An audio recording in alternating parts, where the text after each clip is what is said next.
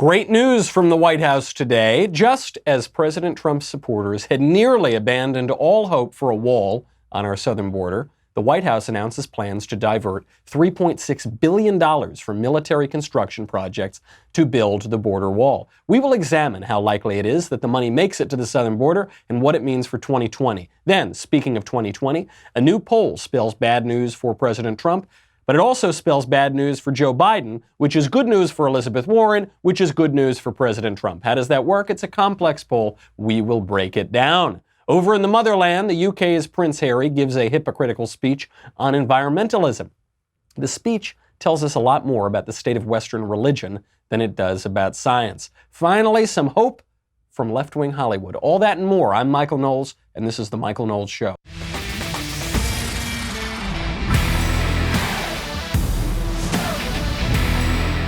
Great news from the White House today.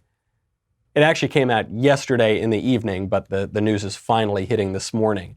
President Trump has announced plans to divert $3.6 billion from military construction projects to build the border wall. This is the most significant news on building the border wall that we've had so far. President Trump had been telling people that he'd built a lot of wall. There's a lot of new wall, not just replacing old wall. Then there was a report that came out just a few months ago from Customs and Border Protection, which showed that he hadn't built a single inch of new wall. He had replaced old walls, but in terms of new wall, there had been nothing. A huge embarrassment, a huge vulnerability for the 2020 election campaign. Then, within the past few weeks, we got news from the Supreme Court that President Trump's cash grab to take about $2.5 billion from military construction was allowed to go through. It was a 5-4 decision. Shows you how important getting good judges on the Supreme Court can be. And this even dwarfs that. So what is going to happen? Of this $3.6 billion, half of it will come from projects overseas. We have a ton of military construction that we do all around the world, so half of it will come from that. Half of the money will come from domestic projects, which means that certain congressmen are going to be extremely ticked off because they're losing their earmarks. And the White House is going to need to massage that and work with Congress, which they've not been extremely successful at so far, but perhaps that is already in the works. I should hope that it is, because otherwise Congress is going to raise a lot of trouble about this. Either way, the White House is empowered to do it. Still a very good start here, particularly after that SCOTUS ruling in July that Trump could use $2.5 billion to build the wall as well. So what did the $2.5 billion get us? That first move that came in July, $2.5 billion, permitted about 100 miles of new border wall. So that's in addition to all the wall that's been built over the past few decades. Now, if $2.5 billion got 100 miles of new wall, then you just do the math. This $3.6 billion should get us another 144 miles of wall. So in the past 2 months or so, we're looking at an additional 244 miles of border wall. What does that mean? Obviously, we're looking at an almost 2,000-mile border with Mexico. 244 miles doesn't sound like a whole lot, but you've got to think of it in the perspective of the wall that we already have. I mean, we have been trying to build this wall since 1990. We've been trying to build this wall since the first George Bush administration. And then that proceeded, beginning with George H.W. Bush, through Bill Clinton, through George W. Bush, who really ramped up efforts to build the wall and actually got some bipartisan buy-in, even from Chuck Schumer, who was for the wall before he was against the wall, just like a lot of Democrats who were for proposals before Republicans were for them, and now they're against those proposals. So all the way up through that, you got 649 miles of wall. Like, in the course of about 30 years, you got 649 miles of wall. Now, you're also not going to build 2,000 miles of wall anyway, right? You're not going to build wall over water. You're not going to build wall in certain places that are not trafficked areas and are not hotspots for traffickers and coyotes to come through. So 649 so far. If you build an additional 244 miles of wall, then you're looking at a 38% increase just this year, as you're going into the election, over the past 29 years. That is big news. If you can say, okay, it took 29 years, 3 presidents, plus Obama, who didn't do anything, who actually halted a lot of that construction. So 4 presidents, 29 years to get 649. Then you get a 38% increase over that in just one term, with just one president. That is a pretty good pitch. You know, we've said on this show for a long time that the absence of the wall, of the new wall, is a major campaign vulnerability. And I like to think that President Trump heard that. We know that he likes to watch Fox and Friends. I hope that he likes to watch this show, and I hope that his aides listen to this show as well. Either way, other people have been saying it too, and it appears that the White House has listened. It's very difficult for him to make his pitch in 2020 to his base, to his supporters, if a major campaign promise like build the wall, which everybody was chanting through the whole 2016 campaign, if he totally flops on that. If President Trump can now go to the public in 2020 and say that he has expanded the wall by 38%, or he has laid the groundwork such that we're right on track to expand the wall by 38%, in the face of hardcore obstruction from the left and from many people on the right, that is real progress. It's not a big, beautiful wall that's 10 feet higher that Mexico paid for that goes from coast to coast, sure. But people don't care about that. I mean, his critics will use that as a way to try to jab him and say, he didn't give you everything you want. Trump supporters don't really care about that. I think Trump supporters are very realistic and realize that this is a very difficult task. You're talking about a huge architectural endeavor, a massive political endeavor with nearly unprecedented obstruction. If you get a good chunk of it, upwards of 40% additional wall, that's pretty good. That's a pretty good start. Good news, thankfully, for the White House. Bad news for the Democrats. And actually, there's bad news for the Democrats that looks like bad news for the White House, that is bad news for the White House, except it's also bad news for the Democrats, which means it's good news for the White House. How does that work? There's a new poll out that shows that Joe Biden's lead in the 2020 Democratic presidential primary is shrinking. This is a poll from IBD, TIPP. LMNOP, WXYZ. No, it's a lot of alphabet in there, but this is a pretty reliable poll. IBD TIPP was the poll that most accurately predicted the 2016 general election.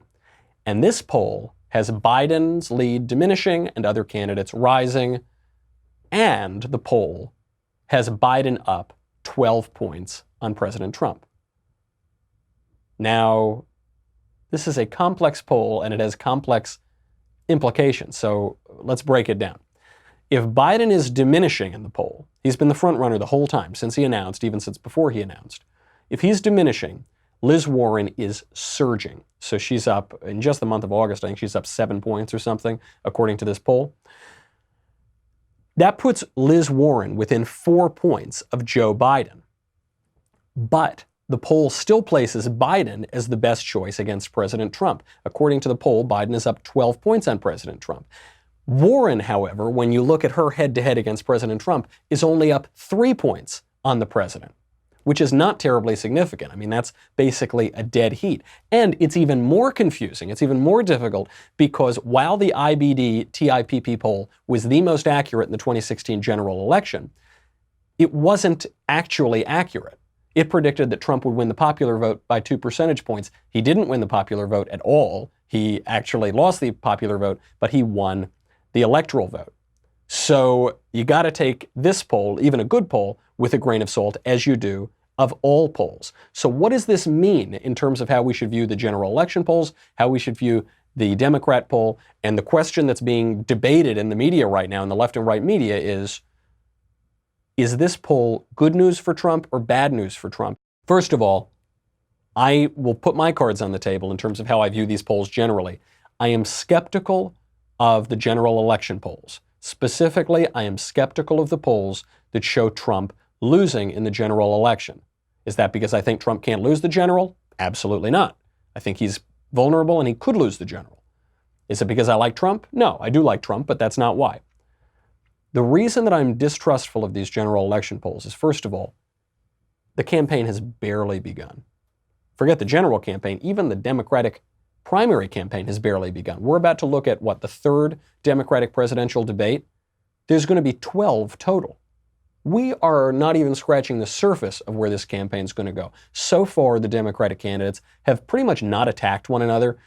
Kamala Harris got to dig in at Joe Biden, and Tulsi Gabbard got to dig in at Kamala Harris. That's pretty much it. Otherwise, they've all been nice and they've all been going after Trump. They've said a lot of crazy things, but they've been nice to one another.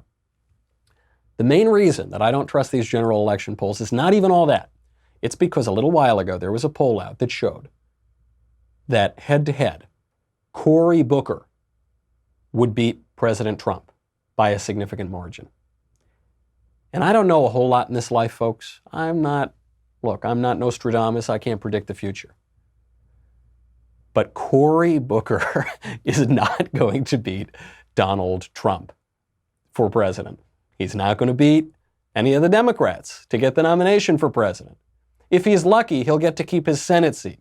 Cory Booker ain't going to the White House in 2020, folks. And if a poll tells you it is, that tells you more about the poll than it does about 2020. It is very, very early. These polls are very, very wacky. So I'm pretty much putting the general election polls off to the side for now.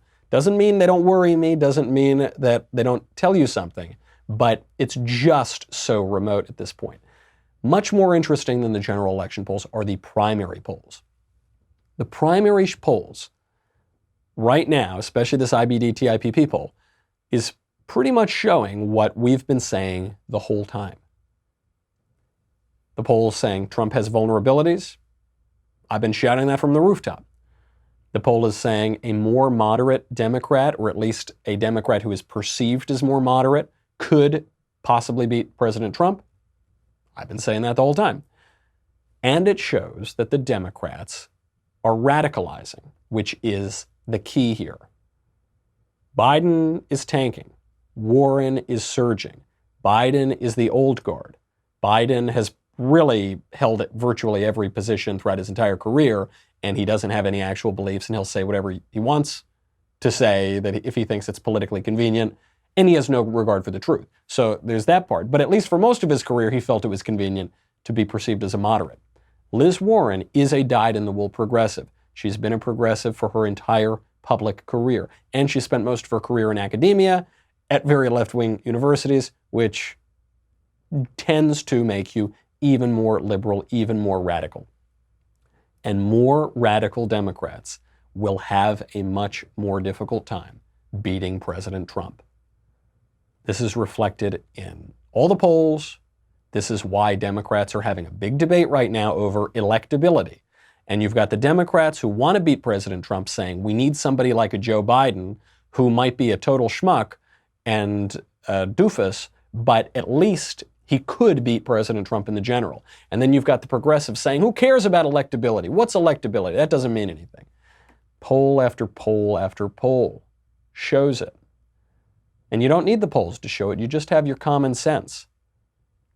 If the Democrats are going to be running on open borders, abortion up until the moment of birth, and maybe even after the moment of birth, if you live in Virginia under the Democratic Governor Ralph Northam, or up until the moment of birth in New York under the Democratic Governor Andy Cuomo, if they're going to be running on abolishing ICE, if they're going to be running on soak the rich, spend $93 trillion in the Green New Deal, which virtually all of the major Democratic presidential candidates have endorsed, if you're running on that kind of stuff, that's not going to play in Peoria. That's not the way to win a majority of Americans. That's not, or a plurality of Americans and a majority of voters. That's not good news. It's bad news, especially in this case in particular, for Joe Biden. And you don't need to just look at the poll, and we don't need to read the crystals and the tea leaves like we're Marianne Williamson or something. We don't need to just do that. You can see from the Biden campaign, he is terrified.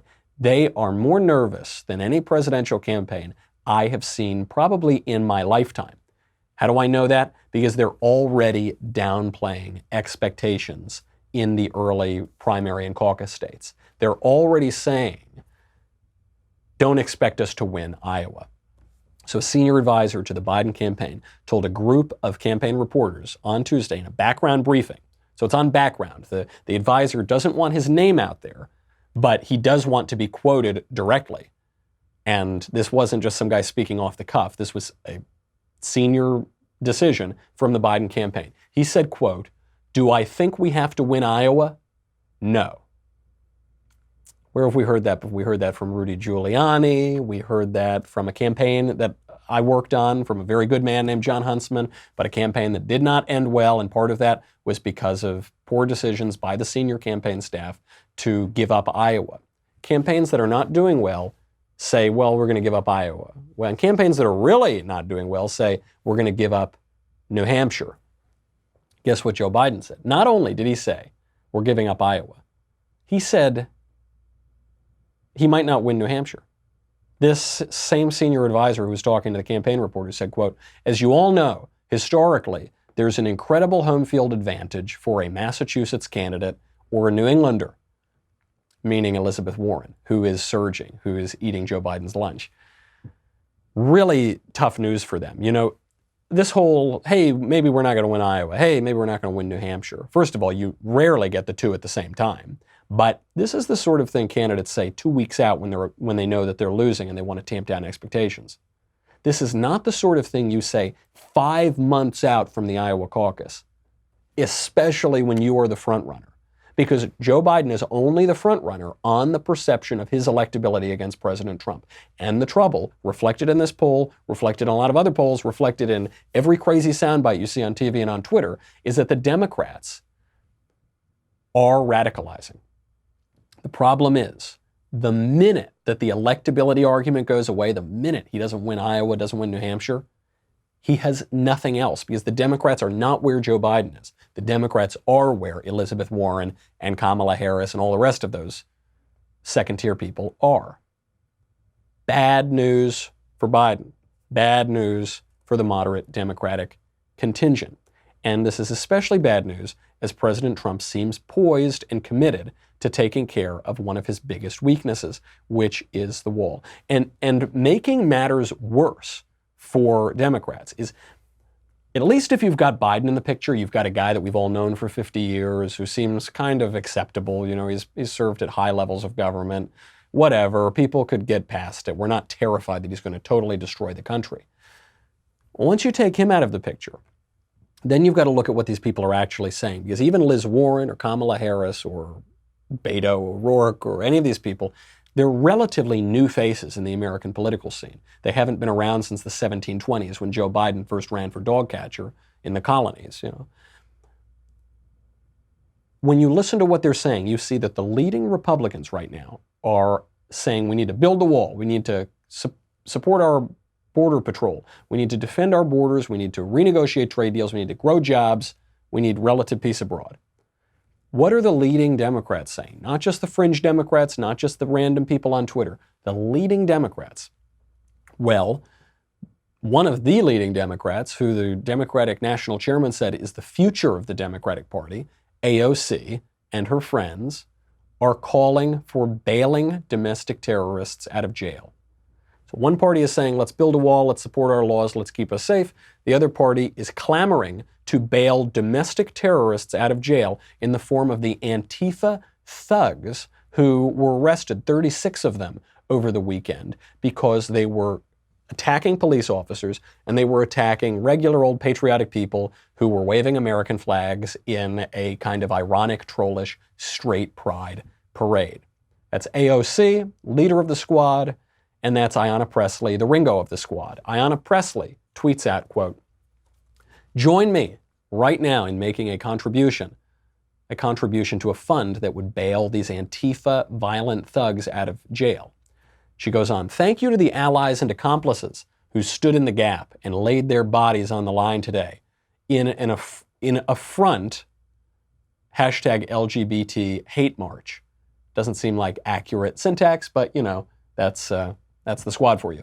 To everyone feeling unseen and vulnerable today, we got you. Equitable outrage, our destinies and freedoms are tied. Just to remind you, there were 20 patriotic Americans who were engaged in this kind of trollish straight pride parade to make fun of the left. There were thousands of people protesting them and getting violent with them and attacking them. The only people who were unseen and vulnerable were the 200 people who were supporting President Trump and waving American flags, as well as the police officers who were being attacked by these thugs. Antifa was not unseen. They were everywhere. They vastly outnumbered the conservatives. And then AOC, same thing, called for money and support for these organizations. There's, quote, one way to support the local LGBTQ community impacted by Boston's white supremacist parade. So now the straight pride parade, which was really just a kind of patriotic parade, is now being rebranded by AOC as white supremacist because she thinks that everybody who isn't her is a white supremacist, including Nancy Pelosi.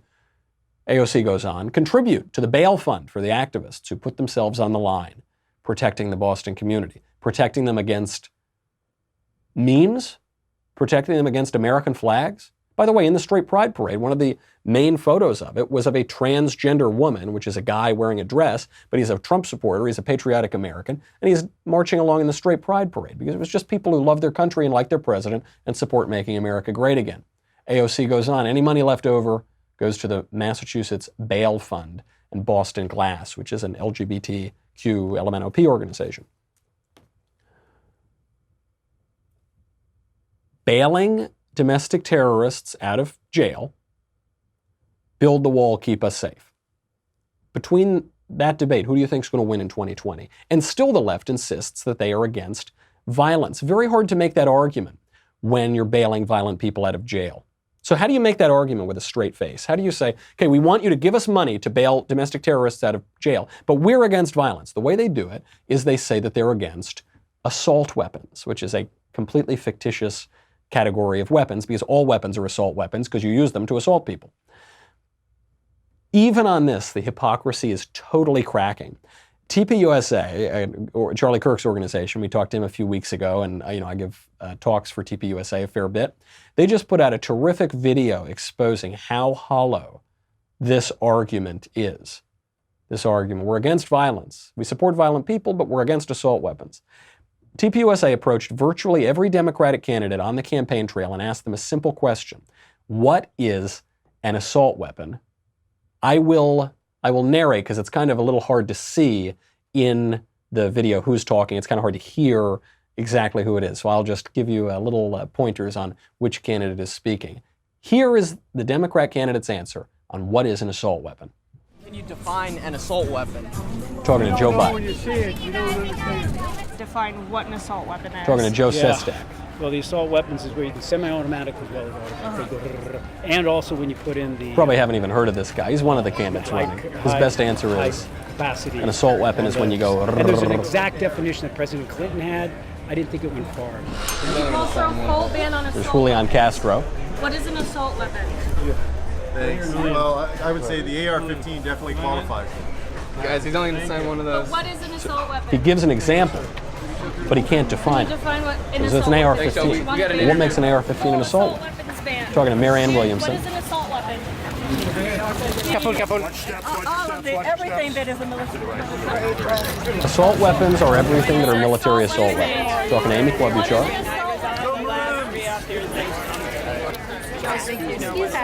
She says, I think you know what it An is. assault weapon is the weapon that killed 9 people in Dayton in 30 seconds. Can you define it though? Assault weapons ban since 1988. I just And now want him talking to answer Joe what an Biden's assault wife. weapon is. Joe Biden's wife, because Joe Biden, or not Joe Biden's wife, Bernie Sanders' wife. Bernie won't even turn around to look at the TPUSA reporter. And so Bernie Sanders' wife says, there's been an assault weapons ban since 1988, which is not true. So not a single one of them. I mean, that is a huge representative sampling of Democratic candidates. And actually, if you go over to the TPUSA video online, there are many more Democratic candidates. We don't have time to go through all of them. Not one of them has an answer. And I'd say an assault weapon is, well, I don't know, but the AR-15 qualifies. Right, why does it qualify? Well, I don't, an assault weapon is anything that is an assault weapon. It's circular logic for you. They don't have an answer. It's not reasonable. They're not making an argument based on data. Now, why are they not making an argument based on data? Amy Klobuchar came the closest, and you can hear what she said. She knows it's a trap. She's a smart woman. And so she says, well, if you want to know what the AR-15 is, look at Dayton, Ohio, killed 9 people there. It's true. The weapons that she's talking about, the AR-15, which is the semi-automatic rifle, it did kill people there. But 22 times as many people each year are killed by handguns as any kind of rifle, including the AR-15. More people are killed by hands, feet, bats, and hammers than by any rifle, including the AR-15. So if you're talking about the actual assault weapon, hands, feet, bats, and hammers are responsible for many more assaults.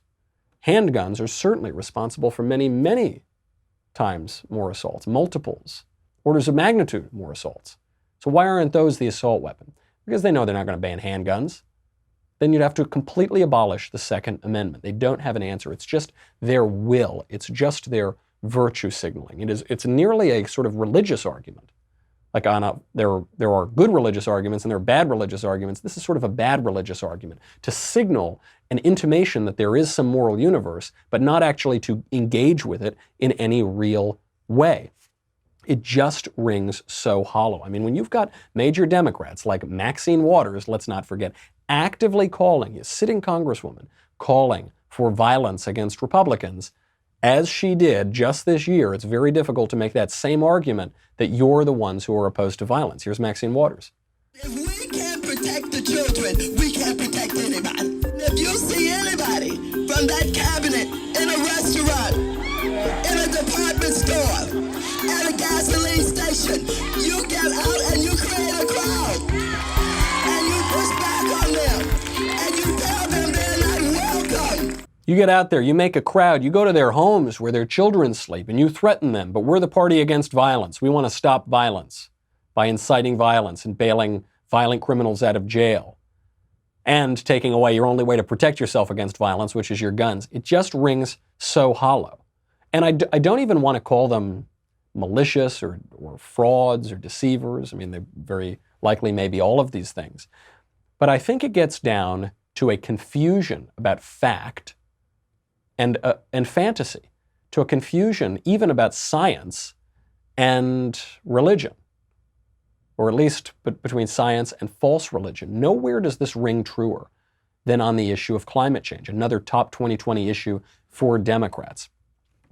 Everybody on the left, virtually everyone in our culture, speaks about climate change as though the sun monster is going to kill us all.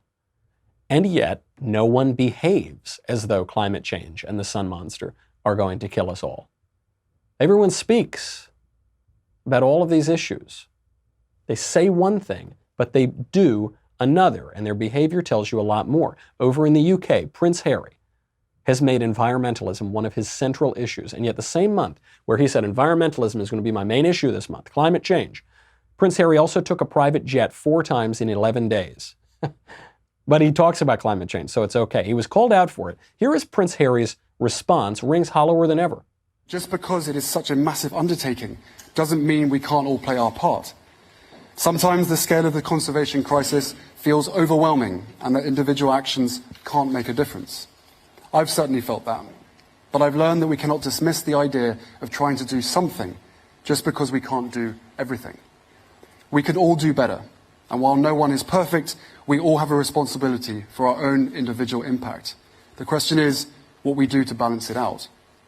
So today, after 2 years of behind-the-scenes conversations and planning, we're going to start with the tourism industry. So let's first define the problem at hand.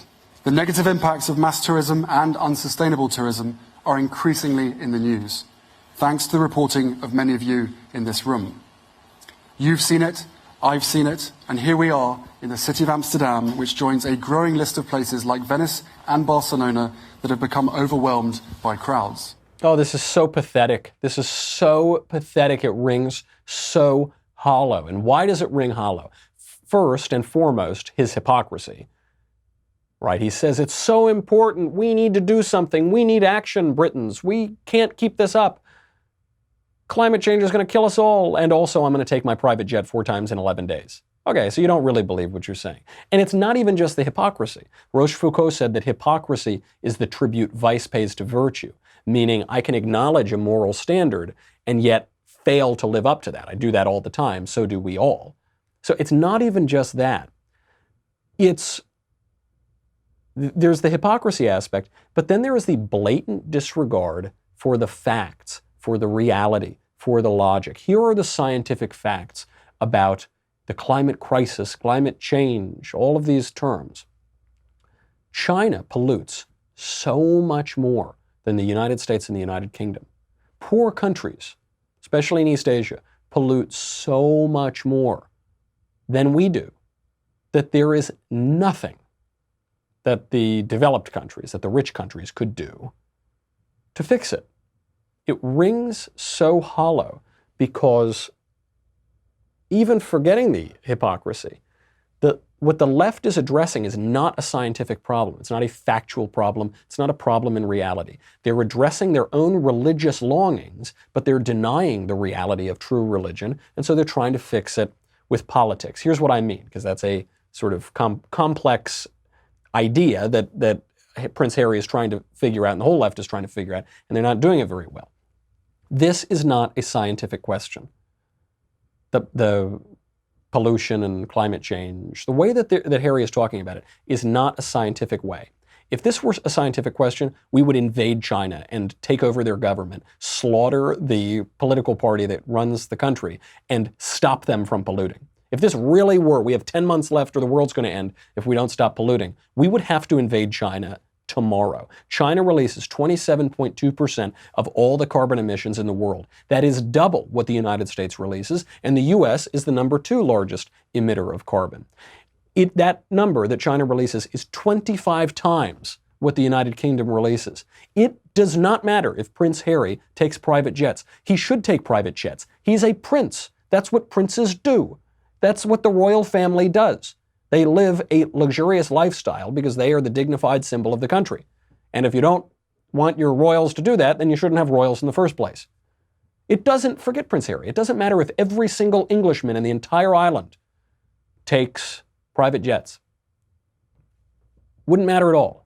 China releases 25 times more carbon emissions. And actually, forget about the carbon. Look at the plastic. China dumps 8.82 metric tons of plastic into the ocean per year. And that's actually sort of an outdated number. I think the new number is significantly higher.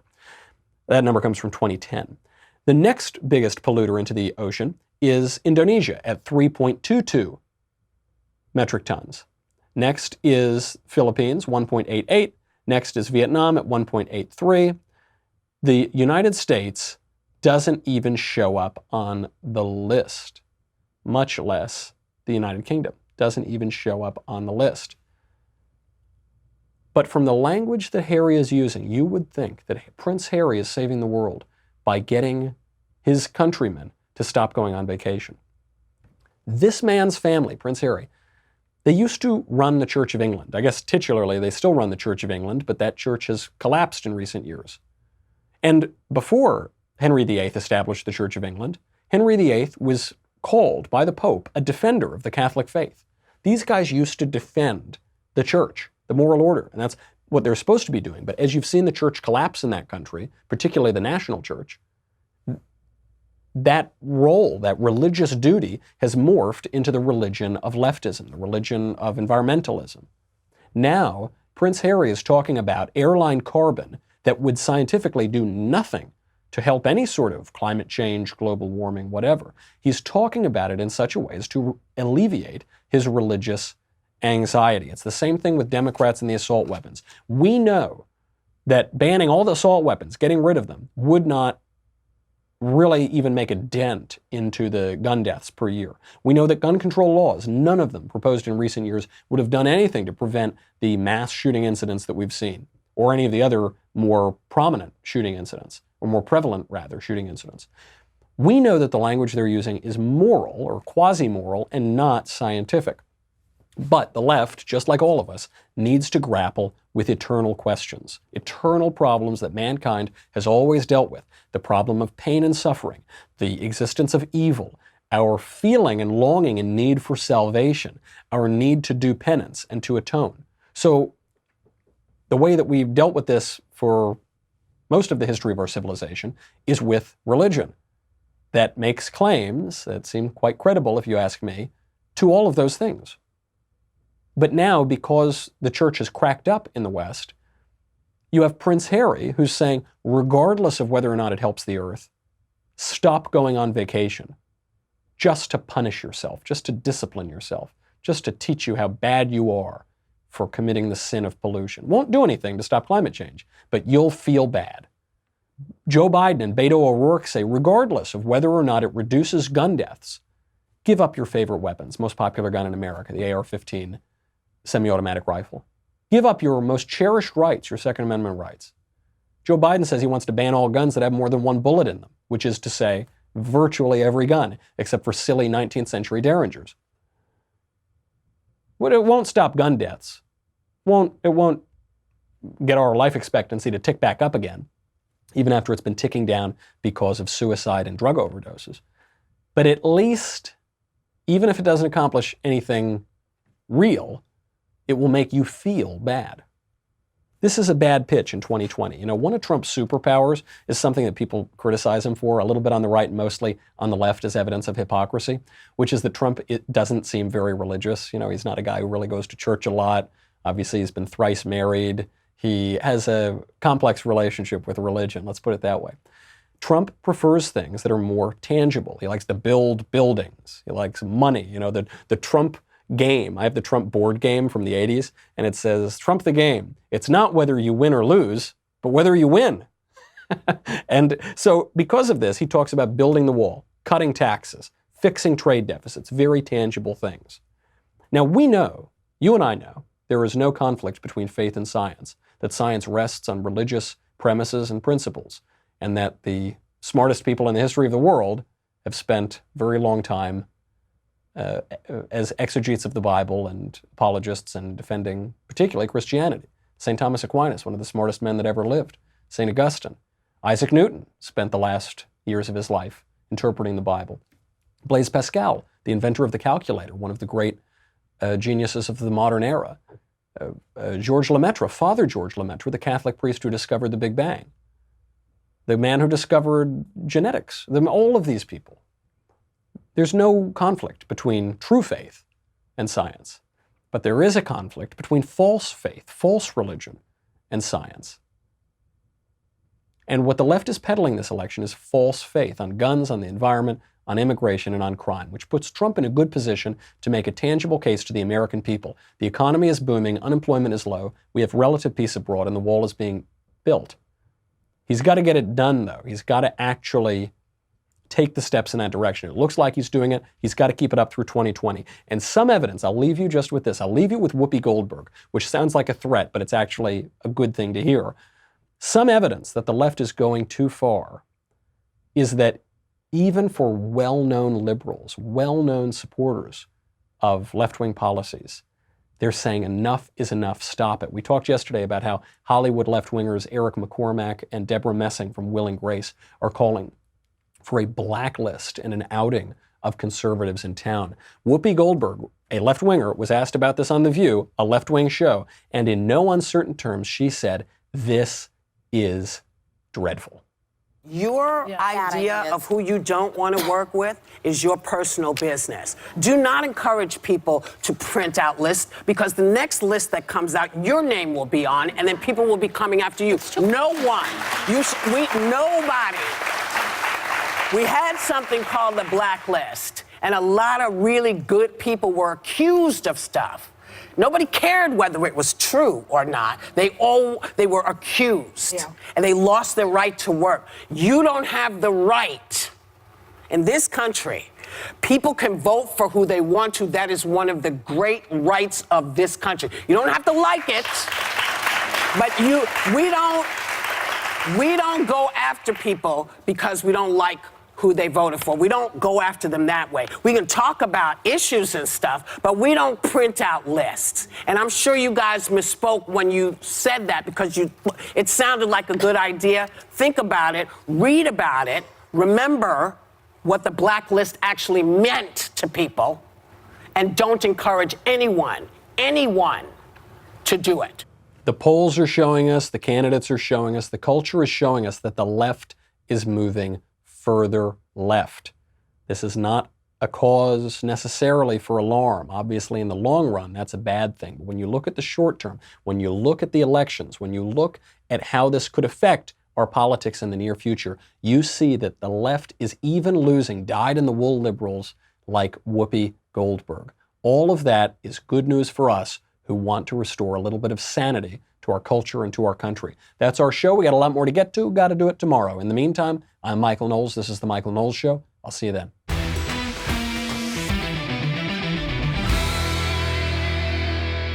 The Michael Knowles Show is produced by Rebecca Dobkowitz, director Mike Joyner, executive producer Jeremy Boring. Our senior producer is Jonathan Hay, supervising producer Mathis Glover, technical producer Austin Stevens, editor Danny D'Amico. Our audio mixer is Mike Coromina. Hair and makeup by Jesua Olvera. Production assistant Nick Sheehan. The Michael Knowles Show is a Daily Wire production. Copyright Daily Wire 2019. On the Matt Walsh Show, we're not just discussing politics. We're talking culture, faith, family, all of the things that are really important to you. So come join the conversation.